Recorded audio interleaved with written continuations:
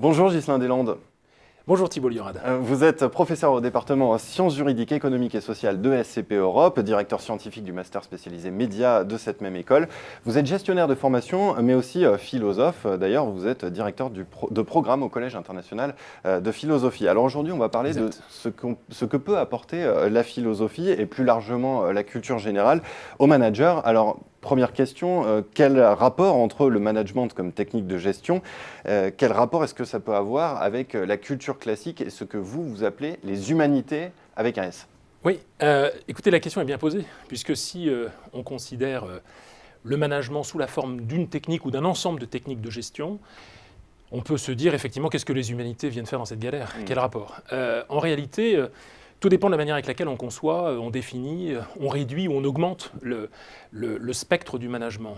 Pour ce qui me concerne, j'aurais tendance à la fois en regardant la recherche contemporaine en gestion, aussi bien que l'étymologie du mot management, 5 interprétations possibles du mot. 5 interprétations. 5 territoires qui seraient, on va dire la technique, bien sûr, dont il ne s'agit pas de nier l'évidence, mais aussi la science, mais aussi l'éthique, mais aussi la pratique et aussi la politique.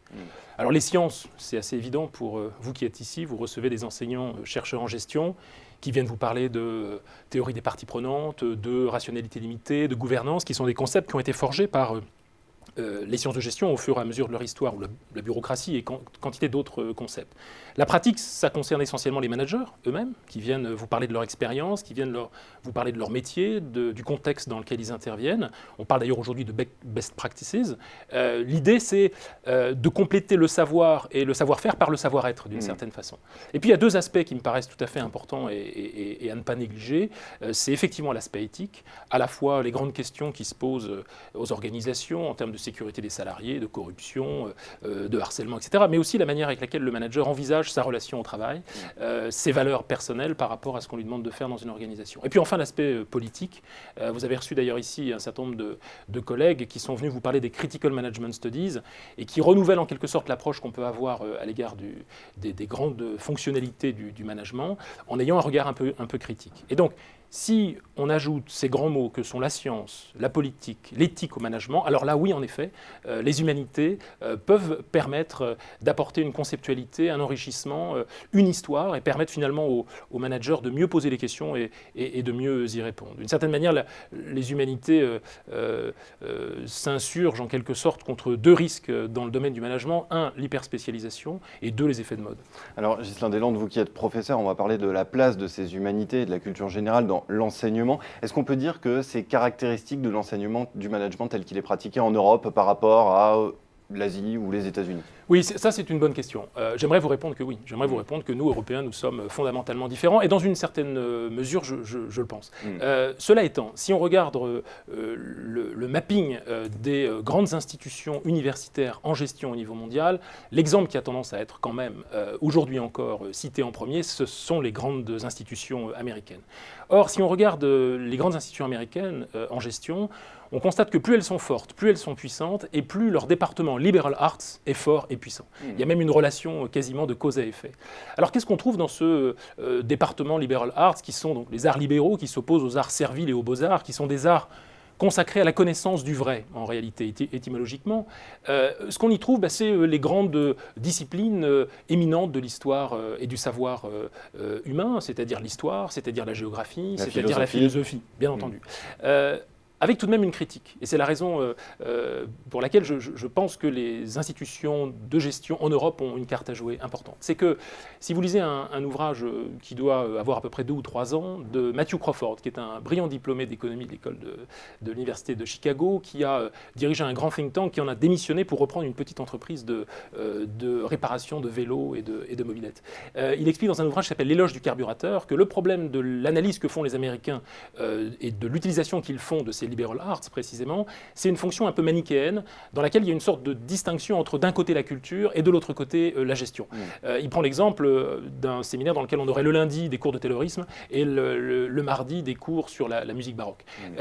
aucune articulation entre les deux, ce qui laisse, à mon sens, les étudiants dans un certain vide et dans un certain, qui les laisse dans une certaine mesure au dépourvu. Je pense qu'il y a matière à articuler, à trouver des convergences entre ces deux domaines, en enrichissant finalement le management de la culture elle-même.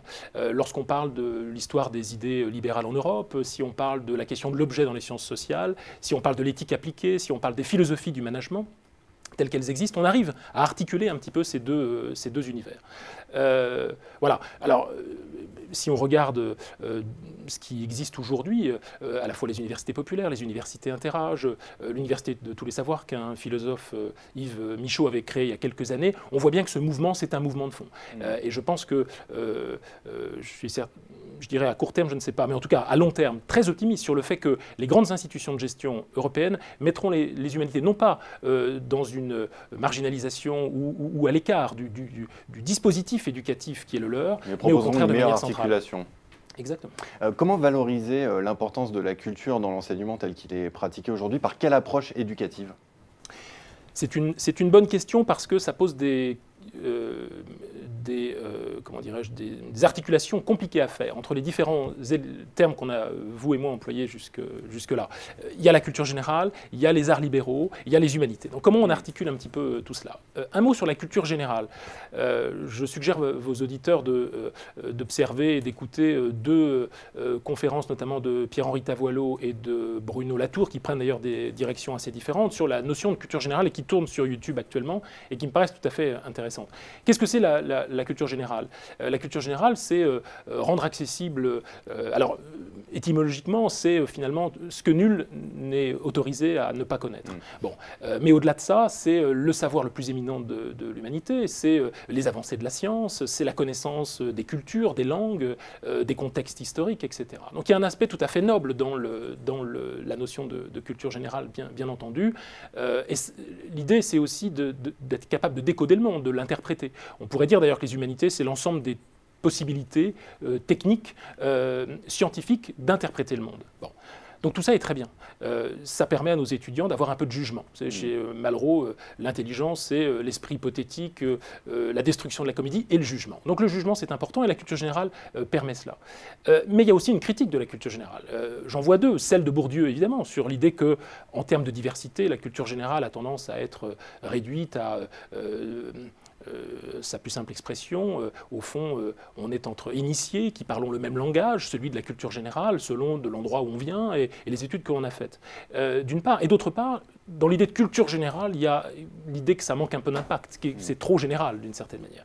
Donc, quel dispositif apporter à cela? Moi, je crois deux choses. Premièrement, apporter une distance critique. Je crois qu'il y a un rapport de la FNEJ il y a 2 ou 3 ans qui montrait cela du doigt en disant qu'il faut que nos étudiants aient une capacité critique de penser par eux-mêmes, de circuler dans l'univers du savoir de manière autonome. Premier point. Et deuxième point, je crois, s'agissant de la culture générale, c'est de lutter contre l'éclatement des savoirs. On parle beaucoup d'interdisciplinarité, on parle de transdisciplinarité, tout le monde parle de cela, très peu finalement en fond, et aucune discipline ne se charge justement d'en parler. C'est, je crois, précisément le rôle de la culture générale. Voilà à peu près ce que l'on peut dire. Vous aviez reçu Philippe Gabillet, qui est un de mes collègues que je salue au passage, qui avait effectivement développé l'idée que la culture générale, c'était aussi un marqueur social. Je crois qu'on peut aller plus loin en disant qu'au final, la spécificité même de la formation en gestion en Europe, telle qu'elle pourrait être, serait précisément non seulement de connaître les grandes articulations du savoir qui nous constituent, de notre propre culture, mais d'aller au-delà, c'est-à-dire d'être capable d'entrer en intelligence, et c'est, je crois, le prérequis de tout projet interculturel quel qu'il soit, d'entrer en intelligence avec des religions, avec des histoires, avec des réflexes, avec des auteurs, avec des habitudes qui ne sont pas les nôtres. Et je crois que les humanités sont là pour cela. S'ouvrir à une certaine forme d'altérité, d'une certaine façon, parce que sans altérité, il n'y a pas de commerce possible et je dirais qu'il n'y a pas de commerce durable. Mais alors, ce savoir, cette culture classique, qu'est-ce qu'elle nous apprend sur le management tel qu'il est pratiqué aujourd'hui? En quoi est-ce qu'elle aide à repenser le management? Alors, repenser le management. En fait, je vais vous répondre un peu brutalement, je crois qu'il nous permet déjà de donner une définition un peu plus éclairée de ce que peut être le management. Le management, ce n'est pas seulement, comme raconte Boyle dans un ouvrage qui s'appelle La tyrannie du nombre, un assemblage de chiffres, de ratios dont la vocation est d'augmenter les cadences et d'augmenter le profit. Le management ne peut pas se réduire d'une certaine manière à une opération d'arithmétique. Le management, c'est un mélange de plusieurs choses. C'est un mélange on a dit, d'impératif et d'hypothétique, un impératif moral et d'hypothétique stratégique. C'est un mélange d'objectifs, effectivement, les chiffres, mais aussi de subjectifs. Les gens souffrent au travail, ont de la joie au travail, sont solidaires les uns des autres ou pas, font un effort, seuls ou en commun. Et ça, c'est pas facile à matérialiser par les chiffres. Bref, il y a du hard et il y a du soft. Et donc, je crois que les humanités ont vocation à précisément essayer d'élaborer ce que peut être ce soft précisément, la partie subjective ou la partie impérative du management. Moi, ce que je crois, c'est que fondamentalement, ce que j'attendrais des managers un peu éclairés, ce serait à un moment donné d'être, comment dirais-je, capable d'autonomie de jugement. Je l'ai dit tout à l'heure, d'être capable d'être à la fois soucieux d'eux-mêmes et soucieux d'autrui et soucieux de l'environnement. C'est ça qui me paraît être le cœur même de l'objectif ici. Donc être capable de jugement, c'est-à-dire d'une certaine manière être capable de décoder le monde, et ce sont ces éléments-là qui vont leur permettre d'une certaine manière à la fois de s'épanouir dans leur vie et de s'épanouir dans leur carrière. Et ce fond culturel partagé, dont j'essaie de brosser un petit peu le portrait, qui est à mon sens le prérequis ou la condition sine qua non de l'interculturalité ou de la dimension interculturelle des affaires, eh bien ce fonds culturel partagé, c'est ce à partir de quoi nos étudiants actuels et les futurs décideurs seront capables à la fois d'inventer les nouveaux modèles d'affaires du futur et puis les nouvelles formes d'organisation et de collaboration. Dernière question, Ghislain Deslandes. La rencontre des cultures classiques et du numérique, qui connaît un essor considérable aujourd'hui, a donné lieu à une nouvelle notion qui s'appelle les Digital Humanities, les humanités digitales. Est-ce que vous pouvez nous définir rapidement ce qu'est cette notion et surtout ce qu'elle apporte au management? Oui, alors pour le dire rapidement, c'est la rencontre, les humanités numériques, les digital humanities, c'est effectivement la rencontre entre deux champs de recherche qui pour l'instant s'ignorent. D'un côté les sciences humaines et sociales et de l'autre côté ce qu'on appelle les sciences de l'information et la communication, notamment dans leur implication et leur actualité numérique. Il est vrai qu'aujourd'hui, par l'intermédiaire de systèmes d'information géographique, de systèmes de lexicométrie, de possibilités que nous avons aujourd'hui de numériser le patrimoine culturel, d'avoir des archives sonores, par exemple, ouvre des perspectives extrêmement intéressantes pour, à mon sens, deux choses, et je crois que ça a des implications par rapport à ce que je vous ai dit antérieurement. D'une part, mettre les humanités au niveau des attentes de nos étudiants, c'est-à-dire de transformer la manière avec laquelle l'apprentissage se fait, la manière avec laquelle la médiatisation de ces humanités s'orchestre, en utilisant les supports d'aujourd'hui. Et je crois que c'est aussi une chance pour les humanités elles-mêmes de sortir peut-être de leur aspect un peu classique pour essayer de se tourner vers la modernité tardive dans laquelle nous vivons et de se tourner finalement vers ce public qui au final, je crois, est demandeur. Eh bien, Ghislain Deslandes, merci pour cet éclairage donc sur le management et les humanités avec un S. Merci. Merci à vous.